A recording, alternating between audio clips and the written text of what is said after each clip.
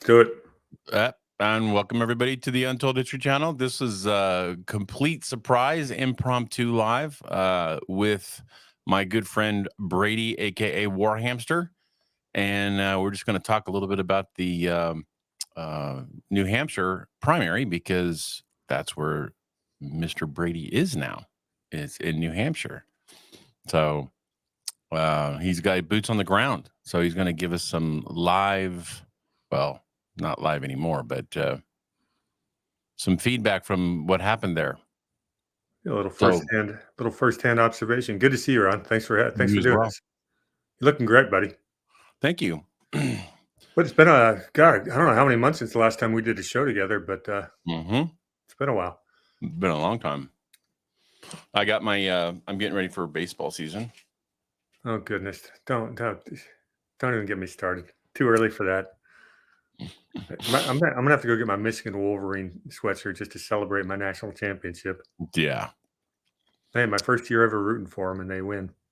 Well, I'm still pissed that Georgia got cheated out of an opportunity. Yeah, you know what? It's not whether you lose; it's when you lose.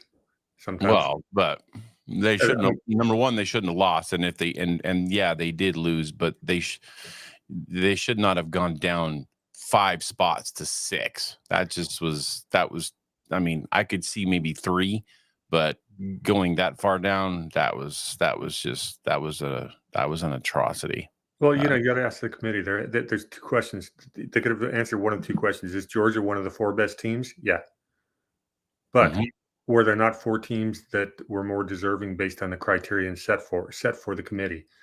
That's a little more arguable because Michigan and Washington, you had to give in. They're unbeaten in conference champions. Bama, you had to bid in because they beat Georgia. And Texas, you had to let in because they beat Bama. So, in their conference champion. So, it's tough. It was a tough situation. And we don't ever have to have this conversation again. Undefeated isn't necessarily I just disagree that undefeated means anything if you're playing freaking pansy teams. Okay, so did Michigan play pansy teams? Well, obviously not. No, but Michigan was, I mean, Michigan was not Washington. Okay, so Washington managed to beat Oregon twice, even though Oregon was the better team on the field. That pretty much seals their fate. That's it. You got to, if you're one of the top 5 conferences and you go undefeated and beat a top 10 team twice, it's a pretty good resume. It's better than a 1-loss Georgia. No, I get it from a Georgia fan standpoint. I mean, it was a tough situation to be in. And Florida State had a hell of an argument too. But we're not even talking about it. We're not even talking about Ohio State, which is probably one of the 4 best teams, and they had one very close loss to Michigan, and they're not even in the conversation. So, anyway, the nice thing for college football fans is we don't have to worry about that anymore. That's true. Yeah. So, you want to jump into the subject at hand? Yeah. So, well, you're the one with the boots on the ground. I'm not in New Hampshire, so. Well, what do we have? Do we have official results right now? Trump won by like 55 to 45 or something like that? Let's see. I actually had that pulled up here. So 44% reporting. He has 53.1% of the vote, and Nikki Haley has. Well, here I'll just share it.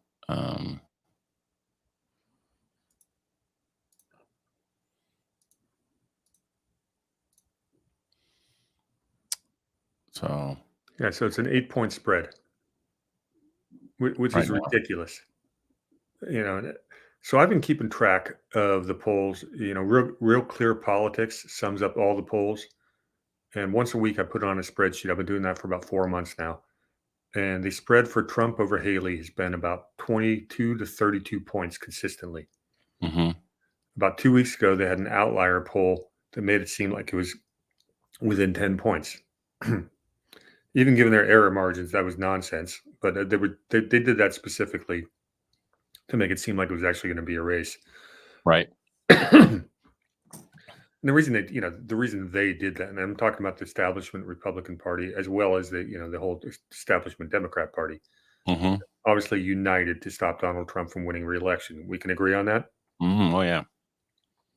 Well, having just moved to New Hampshire in July, and I do live here, and I'm a registered independent. I was in California. But here they have a rule that says that independents, for some reason, get to vote in a political party's primary. Now, we'll talk about whether that should be allowed or not. I don't think it should be. Mm-mm. But Well, given the fact, is it jungle primary there?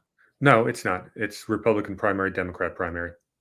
But the way it works is if you can come in on registration day and register for the other, well, that's what we're going to get into. You can vote for either party and then switch back the same day. Really? That's the big picture. And that's what I want to walk you through because it's a load of garbage and someone's got to put a stop to it. And it's not going to be the New Hampshire GOP because they agree with this. Because the New Hampshire GOP is about as corrupt as anyone in the country. Governor Sununu. I mean, the story about him. I know you know Yeah. that. We don't even have to go into the Well, details. I had that guy Mike Gill on my show, Yeah. and he told he mentioned a lot. I'm not a big Mike Gill guy, but that doesn't mean that he's wrong about Sununu. No, in fact, I agree with you. I think Mike Gill's got a bit of abrasive personality issue, and I think what is it, Brendan Lee O'Connell is pretty much convinced that he's working for the feds at this point. That was a big showdown last year, but at the end of the day, Mike Gill's made a lot of pretty serious accusations against a lot of people in New Hampshire, and then of Mhm. course some serious accusations against people in the Trump orbit. Right. And to me, I think the guy's off the rocker, but some of his accusations are legitimate. I Doesn't don't. mean yeah, Yeah. Right. Essentially, that's my take. yeah. I thought we'd agree on that one. We haven't even talked about that, have we? Or maybe we did once upon a time. But at the end of the day, some of what he's alleging seems to be very true.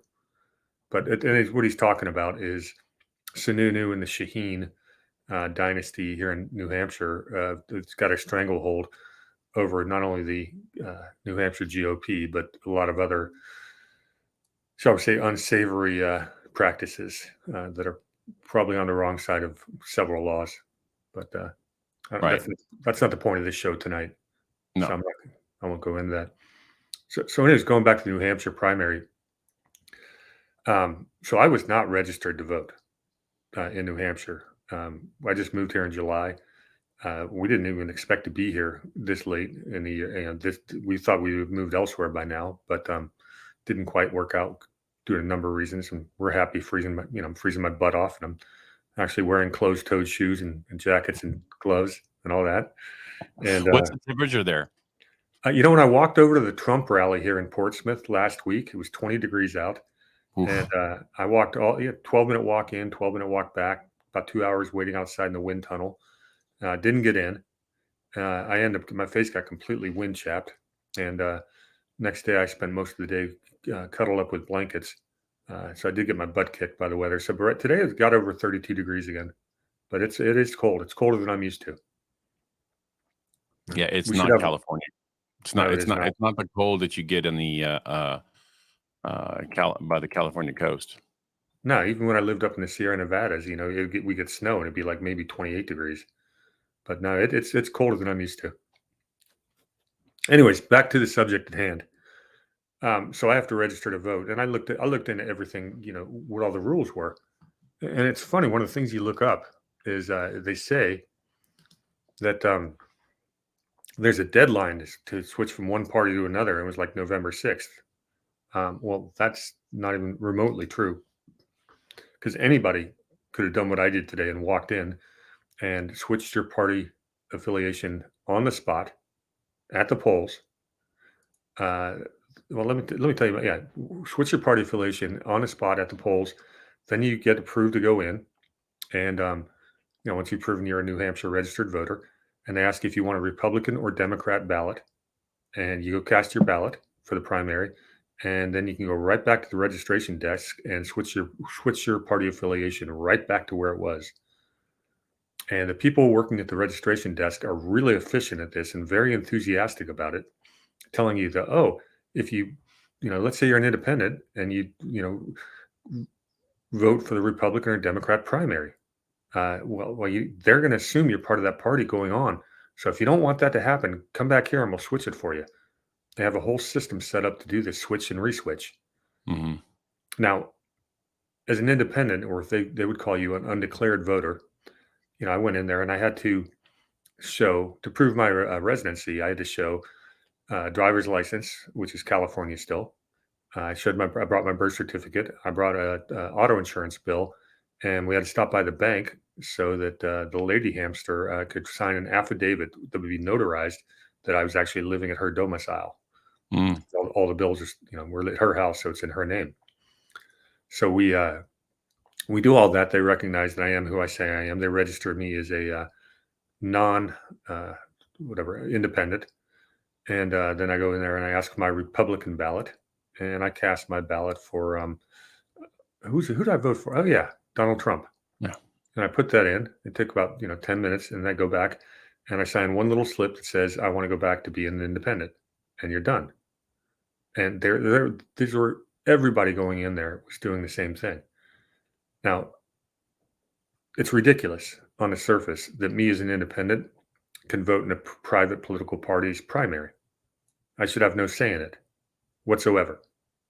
Mm. If you want to be part of a political party, be part of the political party. But to be able to go in there and be part of the party for 10 minutes and then go back and have a say in it, there's nothing remotely democratic. Even I know we hate that word, but democratic, I don't hate the word. Democracy is the Well, word I no, don't like. yeah, I don't. Exactly. It's not democratic that I don't have a problem with democratic. I just don't like democracy. Yeah, well, the adverb's okay, the adjective's okay, but the noun is the problem. So some fun statistics for you. New Hampshire is 30% Democrat, 29.8% Republican, 39.9% unaffiliated. All right, so where it gets fun is the Secretary of State was predicting, and I think the numbers came out close to this. They're expecting about 320,000 people to vote in the Republican primary and only 88,000 to vote in the Democrat primary. So you have equal number of registered Republicans and Democrats, but nobody shows up to the Democrat primary because they're doing this whole show up and vote in the Republican primary. And if you lived here, you were getting bombarded by advertisements everywhere that to have independents and Democrats show up and do exactly this. Now, what I found really interesting was these very pleasant people, these people working at the polls. Now, the city I'm in, Portsmouth, is very woke, very progressive. Mm-hmm. A lot of New Hampshire's, you got some, it's a live free or die state. You still get a lot of Trump type supporters, a lot of libertarians in the rest of the state. But where I'm at now, it was interesting, me walking through downtown Portsmouth to the Trump rally with a Trump hat on. I got a lot of interesting looks. It's not something most people would do. This is not friendly country. It's definitely not MAGA country, if that makes sense. But real quick, 50% reporting. He's gone up to 54%, 54.1. I was going into today. If he won by 15 to 20, there's a pretty good chance he would knock Nikki Haley out. And she just because the next primary is where? South Carolina. And where's Nikki Haley from? South Carolina. And she's not very popular there. So if she goes down there, gets her butt kicked, it looks really bad for her future career on MSNBC and CNN, right? Mm-hmm. But if she makes it really close here and can paint the narrative that, oh, it's a 2-horse race, she's not going to go to South Carolina. She's going to go to New York and get a whole bunch more donor money and suck it out of the Republican real election. Like what she tried to do last Tuesday after Iowa. Claimed to be third, even though she finished third. Right. Yeah. And I'll tell you how crazy New Hampshire is that you remember a guy by the name of Chris Christie? Oh yeah. Let me pull this up real quick. He was polling higher in New Hampshire than even his home state of New Jersey. This is actually his highest, I guess, polling state. Where do I have this? I've got this whole spreadsheet I've been doing tracking all these primaries. There it is. The last group of polls. You want me to show it on the screen? Sure. Give me a second. I think you'll like the spreadsheet.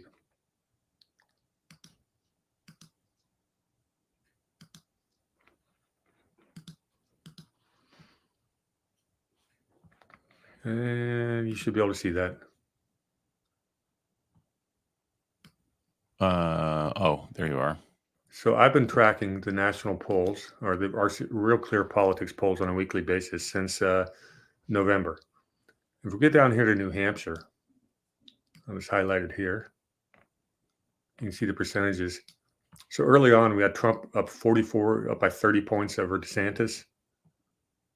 Move out a few months, and Trump's still pulling 46%. And all of a sudden, Haley starts ramping up to about 20. She's spending all her time here, and DeSantis isn't. So we go out a little bit further, more recent. And all of a sudden, Nikki's gone from 18% to 31%. DeSantis has all but disappeared. He stepped out on this week. Christie's still pulling the whole time north of 10% here in New Hampshire. And Trump's he only has 317 votes, 0.2. Has he dropped out of the race officially? Or I think so, but it's a good question. Let's look. The point being is it was never remotely close. I mean, even the last poll before that one outlier back here in early January, Trump was beating Haley by 22 points. And now we're being led to believe it's down to 9. Well, that didn't happen naturally.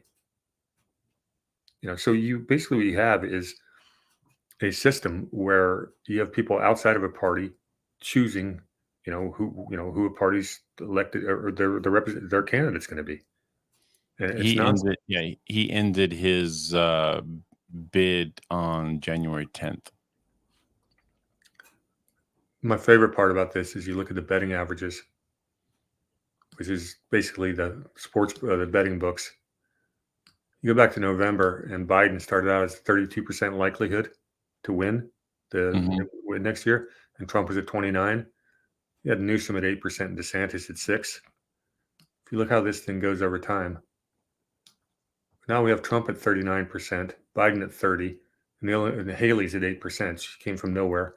The rest of them are pretty much off there. Newsom's still at 7%. DeSantis is totally off this poll.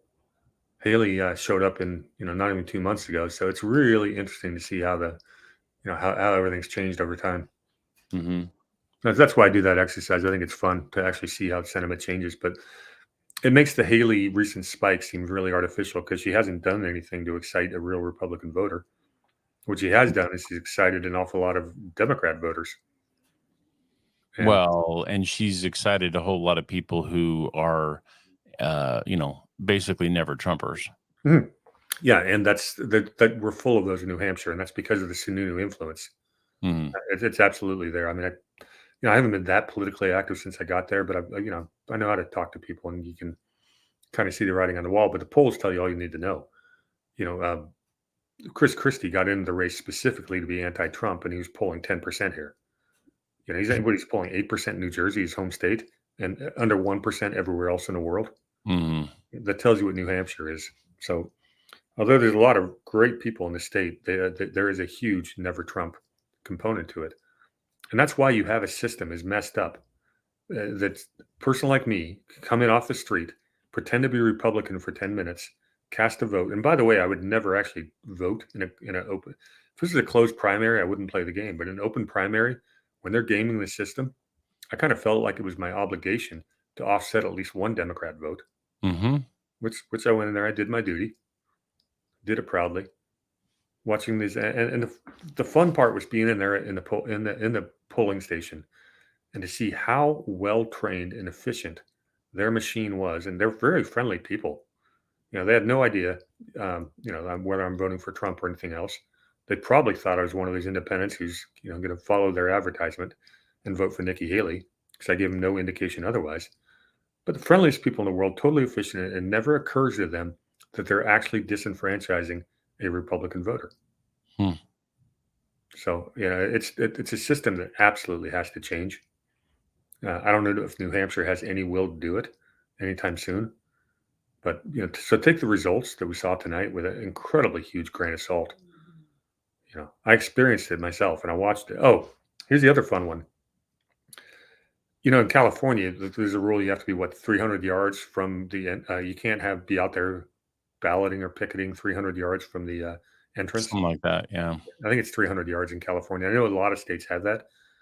When we walked up, people right outside the entrance, there's about 4 people holding Nikki Haley signs.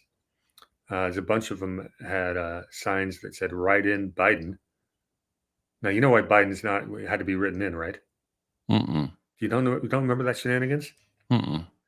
So New Hampshire actually has something in their state constitution that says they have to be the first primary state, and the Democrats in 2020 started playing around with that, and this has to do with what happened in South Carolina when everyone dropped out and Biden became, basically went from fourth in Iowa to won South Carolina, and everyone else dropped out besides Elizabeth Warren.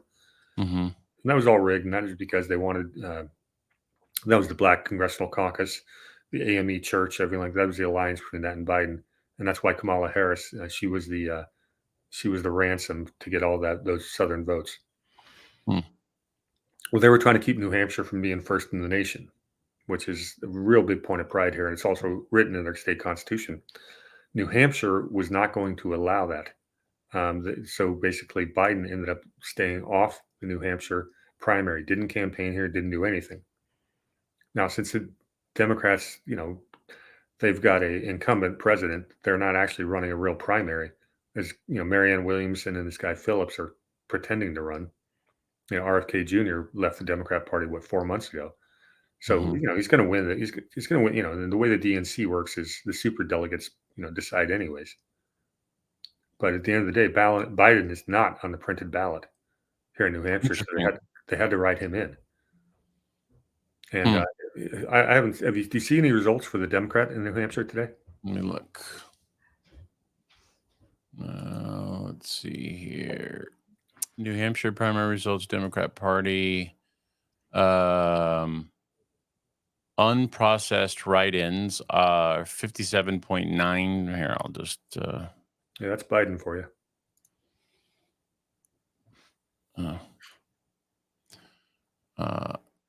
Actually, so unprocessed write-ins are 57%. Dean Phillips, 21%. Joe Biden write-ins, 13.8%. Marianne Williamson, 4.4. So unprocessed write-ins are obviously that's probably going to be a lot of Bidens. I would think that'd be almost all Biden. I'm surprised Marianne Williamson did do better. I saw a lot of Marianne Williamson signs up around town here. Another interesting observation is driving past the city center where town hall and everything like that is. An awful lot of the signs for everybody but Joe Biden were vandalized last night. And it wasn't just kicking over signs. There was these big triangles cut out of them, like someone used a cutting device. That includes Marianne Williamson and Phillips signs. They even went after some Haley signs. You don't see a whole lot of Trump signs in this town. The rest of New Hampshire, you'll see a ton of Trump signs, but in this particular town, it's not going to happen. At least not in the neighborhood where I'm at. But it was interesting to see how the vandalism that went on overnight. So if I was here the next election, I think I'd put a little spy cam up there and see who's doing all that.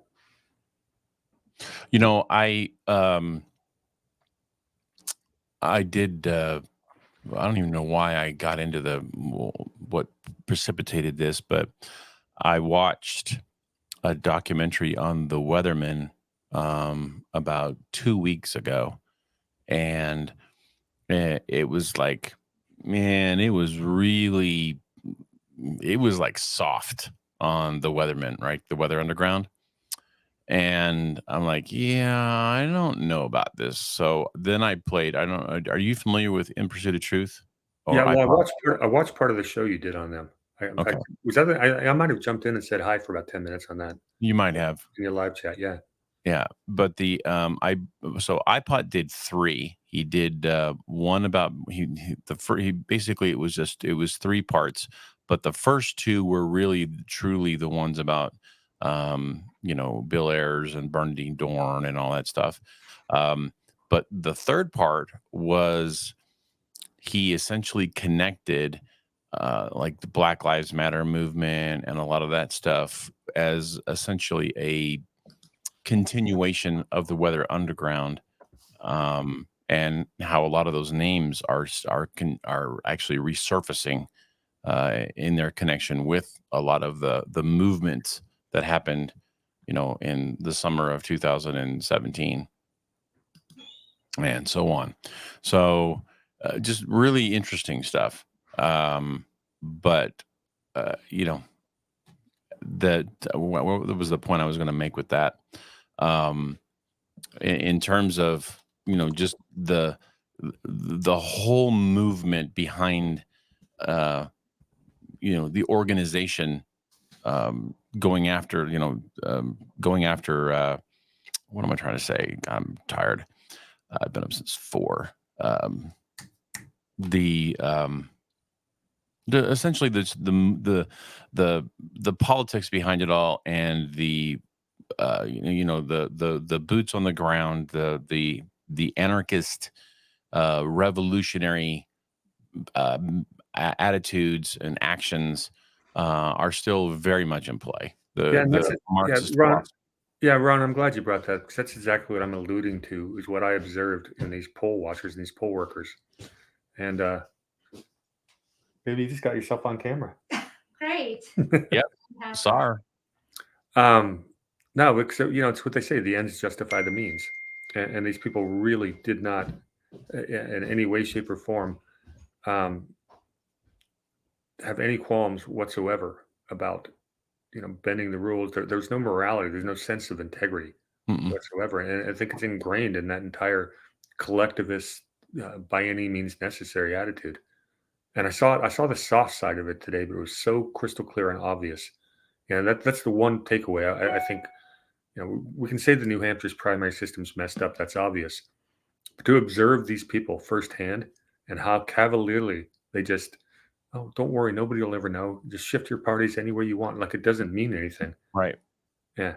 So I'm glad you picked up on that and drew the connection there, because that's really that was my big takeaway from it. It was disgusting. Most pleasant people in the world that were nice as could be. I didn't wear Trump gear. I wore the sweatshirt with the American flag, and they can't actually act like they're offended in an American flag, even though you and I both know they are. Yeah, they hate America. Ugh, they hate everything about it. Yep. And and sadly, what they do is they use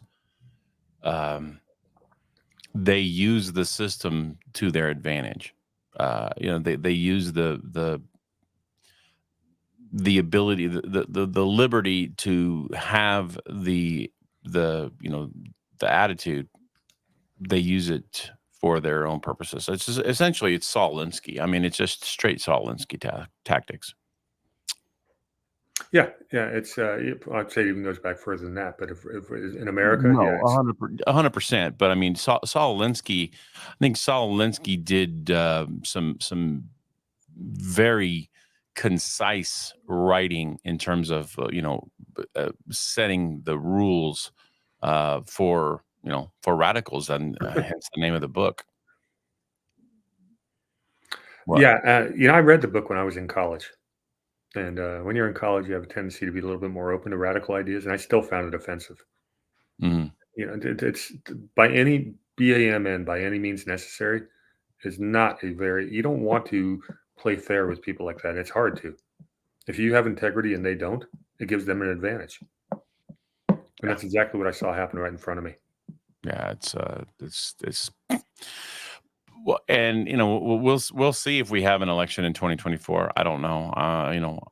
I'm sure you've seen by now the clips of Alex Jones asking Alexa, who's gonna win the 2024 election? And then the Alexa comes back and says, there's not going to be a 2024 election. There will be no winner. And whatever. I get it. I'm with you on that. We can't predict the future. We don't know that, but I mean, there's a lot of crazy stuff that's going on out there, and as well as I do that there is a monster movement, groundswell behind the scenes that is just terrified of Trump regaining, the White House. Yeah, And let's name it for what it is. It's the globalist agenda. correct. I did a show. Actually, I did a presentation. I haven't put it up on the channel yet. That talked about how the multinational corporations are using all kind of legal mechanisms Hmm. to implement their Great Reset. I mean, most of the stuff that we're debating on a regular basis politically, whether it be abortion, whether it be immigration, whether it be right versus left, white versus black, all that stuff we've already talked about. It's a distraction to keep you from looking up. But while we're having these fights of Republican versus Democrat, these multinational corporations, their NGOs, the technocratic functionaries who rule most of the governments around the Western world are implementing this Great Reset under the guise of climate change crisis. As we speak, they're doing it every single day. They're meeting in Davos, and I bring this up not to hype the show that I'm going to do, but Davos is meeting the last week, and one of the interesting things we saw was that Javier Milei. not just him, but there's several other people who went up there and spoke truth to power, Right. and right into their faces. The guy from American Heritage, I forget his name, just blew them away. The speech that really blew me away, though, and I don't know if it's at Davos or an interview about Davos, because he was on with Joe, who's the Morning Mika guy, Joe. Joe Scarborough. Yeah, Scarborough's interviewing Jamie Dimon, who, of course, is the CEO of J.P. Morgan Chase. I guess it's not Chase. And what Dimon was saying was that Trump was right about a lot of policies. I saw that clip. Did you? Okay, good. I mean, it's an important one. When was the last time anybody spoke truth to power at Davos? It's been a long time. So some of these people are seeing the writing on the wall. And when I say the writing on the wall, it's that this whole movement towards using the climate crisis to take over the world might just be failing. And I'll give you a few other reasons why I say that. ESG investing, which is environmental, social, and governance, which is basically the woke agenda, Correct. where BlackRock, Vanguard, and State Street were voting their proxy shares to take over corporate America and force you into these ESG policies. ESG, they're closing their ESG funds.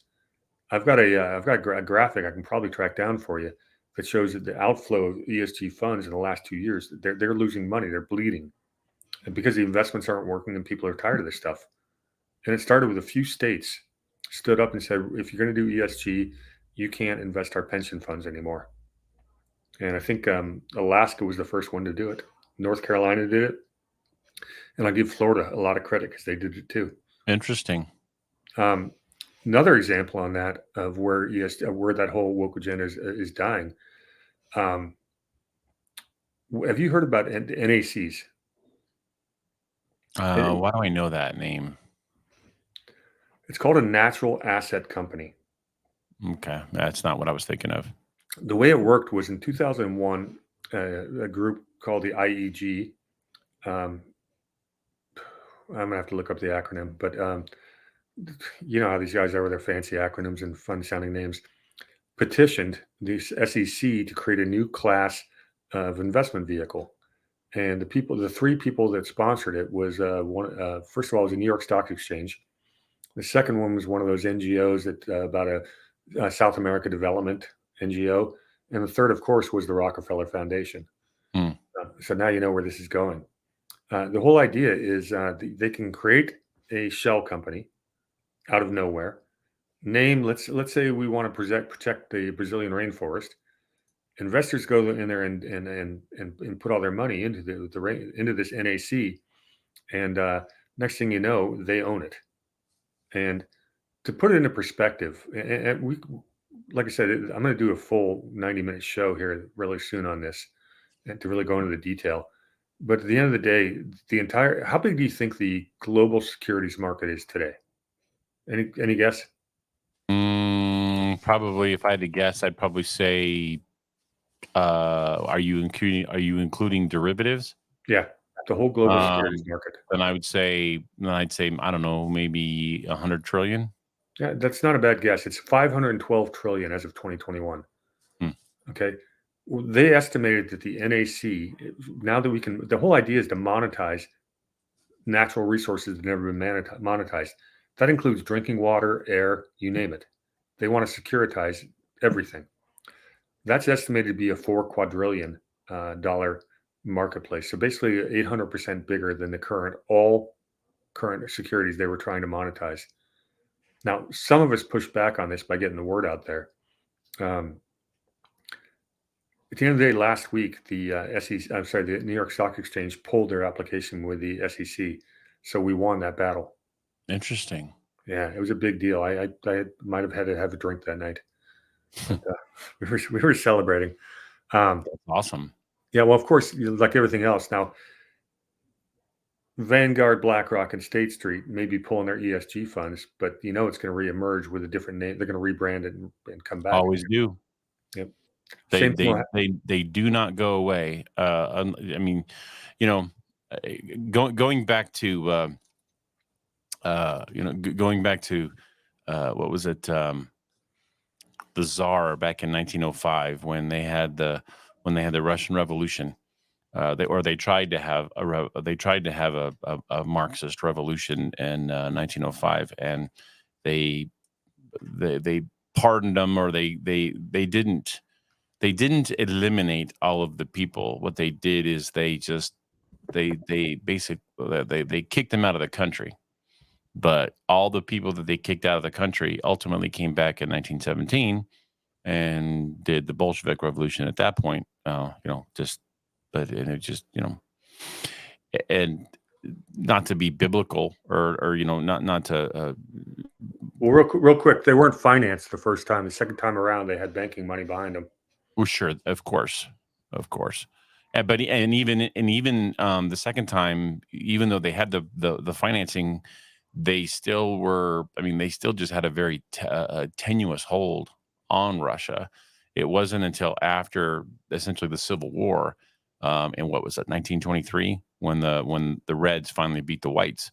What was that? That Weren't they called the Black Russians? No, Was it the White Russians? it was the Reds versus the Whites. The Reds were the Bolsheviks, and the Whites were the Christians. Okay. So, I'd say the Whites were the loyalists.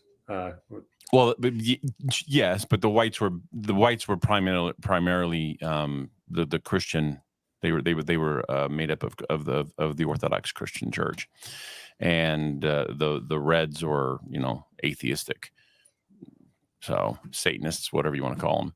But my point is that until we get the balls to terminate and make the penalty for trying to impose on society this whatever satanic barbarism that these people continuously want to impose on society, until we make that penalty no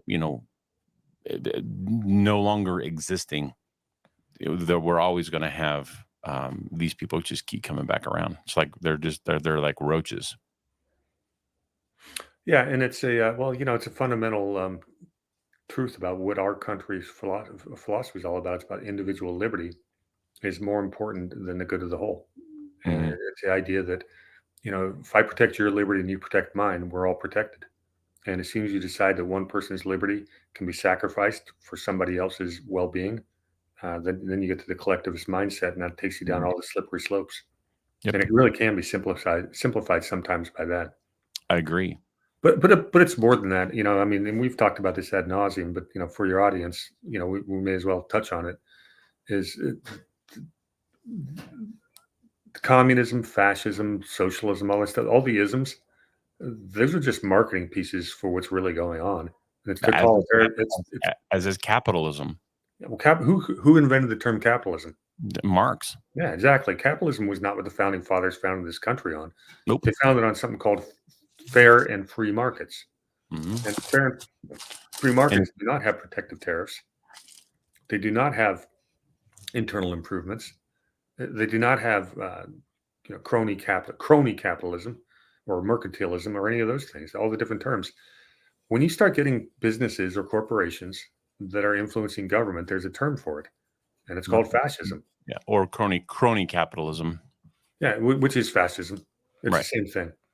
And so you talk to somebody on the left today. These people at the voting polling booth, I would say, if if I told them my political beliefs, they'd call me a fascist. And I'm Hmm. anything but that. Fascism requires a big central government, and I'm all about decentralization. I want the government as small as possible, stay out of our lives. That is the opposite of what a fascist would want. But modern education has taught them differently. They don't understand what right versus left actually is. Well, they don't understand what right versus wrong is, much less right versus left. Hmm. Yeah, to some degree, that's true. And the funniest thing is, if you're not talking about politics, or some of them, they can be the nicest people in the world. You could totally coexist with them. They're very pleasant, but when it comes to politics, they go off or other subjects that are similar to that, because obviously we have to include the social side of things. And no, they become completely unhinged, and that's not a natural human condition. It has to have been done to them. Hmm. And Well, it's decades worth of brainwashing at the hands of government schools that have deliberately dumbed them down. Well, they have deliberately dumbed down a few of them with the elitist people, the ones that are actually very well educated. And not to go back to the Weather Underground, but the Weather Underground was comprised of mostly extremely affluent family, the children from extremely affluent families, and kids that were very well educated, and taught, essentially, bred from childhood about, being Marxist. well, So yeah, and you talk about the education. You say well educated, overly educated, and miseducated. I think is the word I'd use, because you look at these Ivy League schools, and you and I both know that all of this stuff really came to this country with the Frankfurt School coming to Columbia in 1934. yes. And then there's Well, Marcuse. on the, not totally, but at least from the the social side. You had there. I just learned this not too long ago. All of the documents of the British involvement of the formation and the creation of war in the First World War, they literally has had teams of people combing through Europe, trying to find any document that was related to the British involvement in the creation of the war. And they were all of those documents were, if they were discovered, anything that was even remotely hinted at it was confiscated and then shipped to a multitude of places. The two that were most that I know about the most was one was Stanford, and the other one was a place up in northern central England, and where those documents were all destroyed.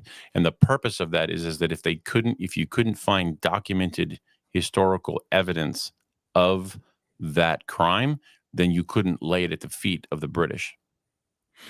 Yeah, well, I've never stumbled upon with that research right there that you said, and I'd be interested Mhm. if you send me that. But it doesn't surprise me at all. I mean, we've seen that happen over and over again. I mean, what did we just find out last weekend that 111 files were deleted from the J6 committee? Right. Yeah, but yeah, just to finish off your thought, and I'm sure you've said it on your channel many times, but I'll just agree with you because we've talked about this. World War One and World War Two. One of the major causes of that was because, and this comes straight from Carol Quigley, is Mhm. basically the British industrial lead over the rest of Europe was in jeopardy because German ingenuity was catching up to them. So World War One was to set Germany and Austria and Hungary back a step to stop the competition, and World War Two did the exact same thing. The British, and again, this is cartel-like behavior, and cartels don't exist to maximize profit; they exist to eliminate competition. Yeah, and I mean, and then there was another element of it as well. You had the Zionist plot to create the state of Israel, and they had, in order to create the state of Israel, they had to pry it away from Turkish hands, and the way they pried it away from Turkish hands, or uh, what was the Ottoman Empire, Yeah, they had to get the Ottoman Empire into a war, and the way they did that was because Ottoman Empire was allied with Germany, and and Austria was allied with Germany. They created a conflict by assassinating the Archduke Ferdinand, yeah. and then so Germany had to come to the defense of Austria because the Russians were going to come in, and then next thing a cascading of events. Now the It war's going on, and nobody has a first freaking clue why. was orchestrated. Yeah, one of the one of the real problems was, the British Empire had a monopoly on the shipping lanes, Hmm. and the Germans were building a railroad straight through to the Middle East, and that really triggered World War One in many ways. Nobody talks about the railroad threat that was there, but we're going a little bit off topic down Yeah, some of our favorite and rabbit holes. and yeah, and we're going a little longer than I think what we decided what we had talked about. So, we should.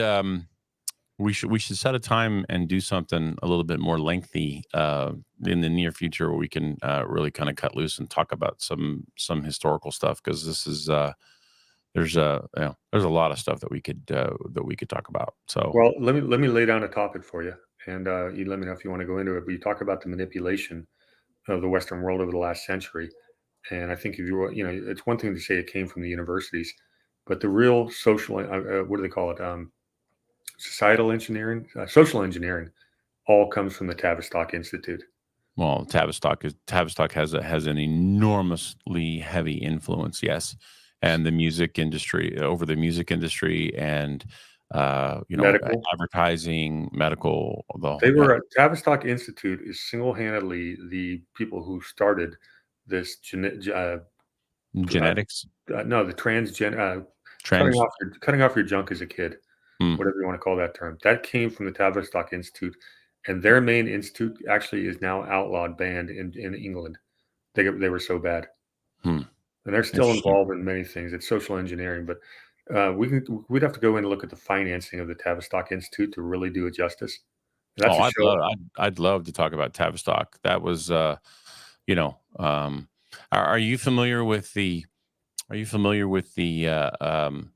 mean, it's hearsay, but it's an essay out there called "The Secret Meeting That Destroyed the Rap Industry." And it's all about it was all this gentleman, this young kid who was from I think he was from Europe, and he was kind of like a high roller in the music industry in the early 90s.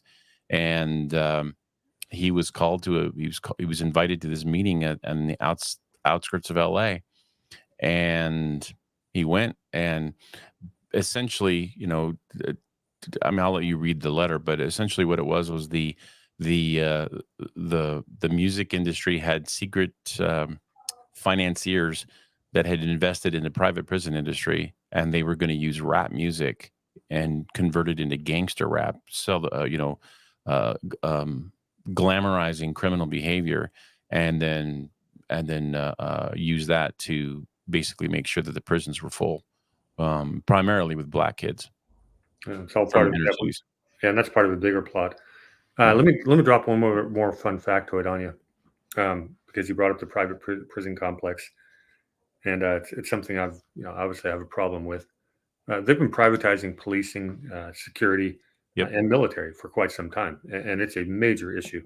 When you talk about these multinational corporations and some of these private militias are more well armed than the local police and armies, and it's a problem. But on September 10th, 2001, what happened the next day? Yeah, I don't know. Yeah, are you talking about how Rumsfeld came out and said that we couldn't account for 2.3 billion dollars or $1 trillion or whatever it was? Well, yeah, but the other part of that speech is what I'm referring to. That was Hmm. Rumsfeld's speech exactly, and he talked about how we're going to need to privatize police, military, and everything like that. Now, what's interesting Hmm. is 9/11 happens the next day. I've got a statistic that's now verified from 2008. By 2008, while we're fighting, Iraqi and Afghan wars, the United States Department of Defense was employing more private contractors than they had enlisted men. Wow. That should scare the hell out of you. Now, you want to know That how you want to know if we're going to have an election in 2024? Yeah, people talk about, oh, will the U.S. military ever, crack down on martial law on their own citizens?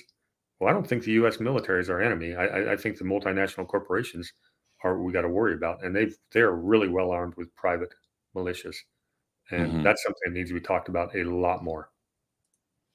Well, I mean, that's what the private military and private contracting, that the mercenaries, that's what's been they utilize that in Iraq and Afghanistan so that Mhm. those guys wouldn't have to be bound by the Geneva Convention. They could do all Well, not kinds of only things. that, Ron. Not only that, Ron, but you can't FOIA a private company. That's true. If you want to put down a third world dictator, and you want to run a coup, you're not going to use the U.S. military special forces. You're going to use private contractors because you can never FOIA the information, and that's been going on for how long? You know, Operation Gladio, but Right. it's been privatized, and Yes. that should scare the hell out of us. And Well, the funny thing is, we know these people. You and I both know people have worked for both, the regular enlisted military and the private. You're in the military, you get some decent benefits. Then what do maybe you make 60 grand a year. Private military guys are making 200 grand a year just to be foot soldiers and stand on a hill. They are right. very well paid. Where's the audit? Doesn't exist. There isn't one. Well, that was and that was all the Cost Plus program. And if you guys don't know what Cost Plus is, that's I mean, that was the Cost Plus was designed specifically to bankrupt the Fed.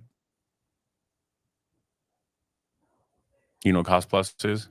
Not the detail you're going into, so I'm just going to Okay, zip so in and listen.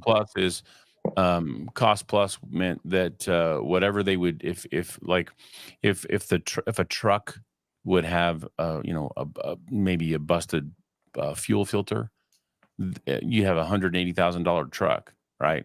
And it had a fuel filter that needed to be replaced.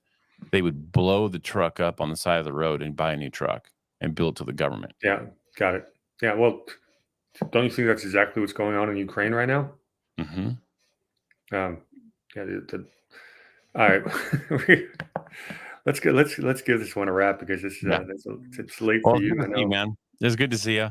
No, thanks All for right, having me guys. on. Well, I wanted to have this conversation about New Hampshire, and it's yeah. good hanging out with you again. Well, we did get to talk about New Hampshire a little bit, so and we kind of drifted a little bit, but yeah, all good, guys. Didn't mean to go off too off topic too bad, but it's not completely unrelated. But it's not directly related to the New Hampshire results, though. So, but Can I give myself? appreciate you tuning in impromptu. So, yeah, Can I what do give a you? Can I give Yeah, a go ahead. promo? Absolutely, go ahead. All right. Well, nice to see a lot of you. A lot of people, and some names on here that I knew from the very early days in the glitch. Redneck Shark and a couple others. Um, you can find me my main channel right now, and I've just started creating content again in the last month or so. Is at war_hamster on Rumble.